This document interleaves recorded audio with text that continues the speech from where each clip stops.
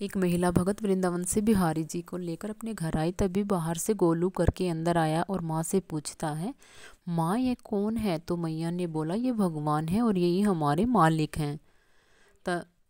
अब तो घर में जब भी कोई नई चीज़ बनती तो सबसे पहले बिहारी जी को भोग लगता। पहले यह सब चीज़ें गोलू को सबसे पहले मिलती थी। इससे गोलू बहुत चिढ़ने लगा और मन ही मन ठाकुर जी को कोसने लगा। एक दिन गोलू की माँ काम पर जाते समय बोली, गोलू यमुना जी से मटके में जल भर कर लाना। जब गोलू पानी भरने के लिए जाने लगा तो जाते जाते बिहारी जी को कहने लगा, खाने के लिए तो सबसे पहले तैयार रहते हो, लेकिन काम तो मुझे ही करना पड़ता है। अगर यहाँ रहना है तो काम करो, कहकर गोलू यमुना जी से जल भरने के लिए चल पड़ा। गोलू जब यमुना जी में जल भरने लगा तो उसने देखा कि यमुना जी के अंदर बिहारी जी विराजमान है और कह रहे हैं, ला गोलू घड़ा हम भर देते हैं।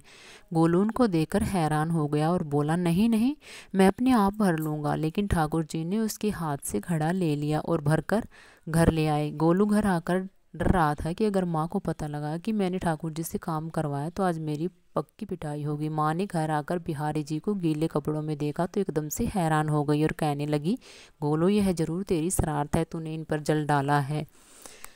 गोलू ने अपनी माँ को समझाने का बहुत प्रयास किया, लेकिन माँ ने उसको डांटकर चुप करा दिया और ठाकुर जी के भीगे हुए वस्त्रों को बदलने लगी। अगले दिन जब माँ ने गोलू को अनाज पिसवाने का काम दिया तो बिहारी जी फिर अनाज का कनस्तर ले आए और माँ को ठाकुर जी के वस्त्रों के ऊपर सूखा आटा पड़ा मिला। तो माँ ने फिर गोलू को डांटा कि तुझे पता नहीं, यह हमारे भगवान है और तू भगवान के साथ शरारत करता है। आज तूने फिर इनके ऊपर आटा फेंका है। तो गोलू शपथ लेकर कहने लगा, नहीं माँ, मैंने कोई शरारत नहीं करी है, यह तो मेरे हाथ से गेहूं का कनस्तर लेकर खुद पिसवा कर आए हैं। गोलू की माँ आज बहुत गुस्सा हुई। अगले दिन फिर माँ बोली, बेटा गोलू, आज तुम्हारे बाबा बाहर गांव से वापस लौट आएंगे, बस आज का ही काम है, तुम जंगल से थोड़ी लकड़ियाँ ले आना। गोलू फिर डर गया, कहीं ठाकुर जी फिर मेरे पीछे ना आ जाएं। गोलू ने माँ को बोला कि माँ मैं चला तो जाऊँगा, लेकिन बिहारी जी को समझा लो वह मेरे पीछे ना आएं। उसकी माँ हंसकर बोली, हाँ हाँ समझा दूँगी, तुम जाओ तो सही।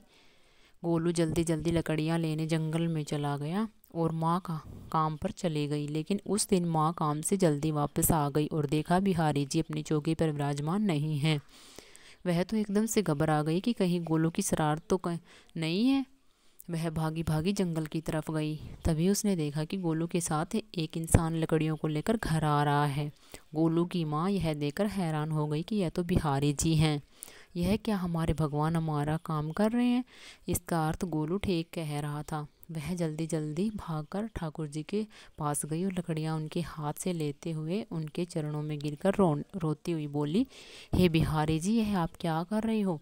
मुझ गरीब का काम क्यों कर रही हो? ठाकुर जी मुस्कुराते हुए बोले, हमें तो तेरे बेटे पर बहुत प्यार आता है, सब लोग हमें भगवान समझते हैं, लेकिन एक तेरा बेटा ही था जो हमको अपना मानता था। अपना मानकर वो हमें डांट भी देता था और गुस्सा भी करता था। जो हमें एक बार अपना मान लेता है तो हम उसके मान के लिए उसके ही हो